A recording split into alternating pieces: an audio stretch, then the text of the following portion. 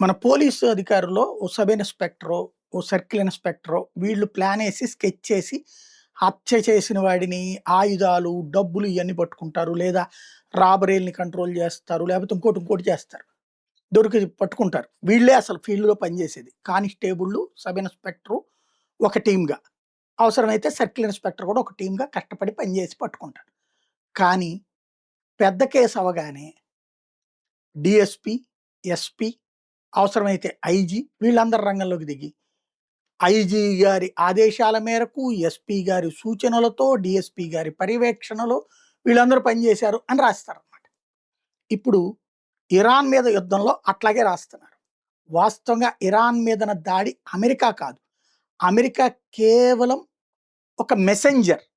Attack చేసింది Israel Khomeini మరణంలో.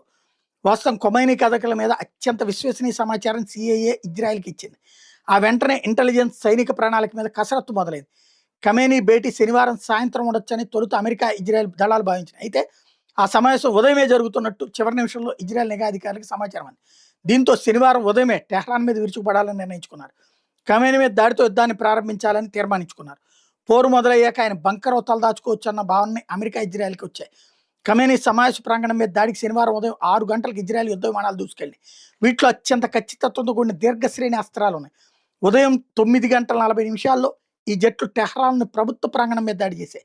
ఆ సమయంలో ఇరాన్ జాతీయ భద్రతా అధికారులు ఓ భవనంలో, ఖొమైనీ మరో భవనంలో ఉన్నారు. అయినా ఇరాన్ సుప్రీం నేత నిర్దిష్ట ప్రదేశాన్ని గుర్తించిన జట్లు అత్యంత ఖచ్చితత్వంతో దాడులు చేశాయి. టెహ్రాన్లోని పలు లక్ష్యాల మీద కూడా ఇజ్రాయెల్ యుద్ధ విమానాలు విరుచుకుపడ్డాయి. ఇదే సమయంలో తోమహాక్ క్రూయిజ్ క్షిపణులతో, డ్రోన్లతో ఇరాన్లోని కీలక స్థావరాల మీద అమెరికా దాడి చేసింది. ఉపరితలం నుంచి గగనతలంలోని లక్ష్యాలను ఛేదించగల ఇరాన్ క్షిపణి ప్రయోగ కేంద్రాలు, ఆదేశిక నియంత్రణ వ్యవస్థలు నిర్వీర్యం చేసే ఉద్దేశంతో ఈ చర్చకు పూనుకుంది.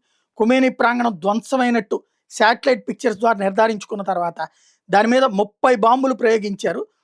ఖొమైనీ శవాన్ని చూసేదాకా వదిలిపెట్టలేదు.